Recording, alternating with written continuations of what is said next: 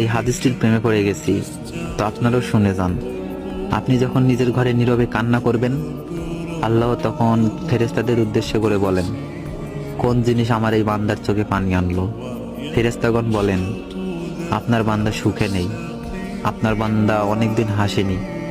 এই বলে ফেরেশতাগণ কান্না করতে থাকেন এবং আল্লাহকে বলেন, হে আমার রব, আপনি তো জানেন আপনার এই বান্দার হৃদয়ে কি রয়েছে, অতএব আপনি তার জন্য সবকিছু সহজ করে দিন। আল্লাহ বলেন, আমার এই বান্দা এমন কিছু জীবন থেকে হারিয়ে ফেলেছে যে সে অধিক ভালোবেসেছিল।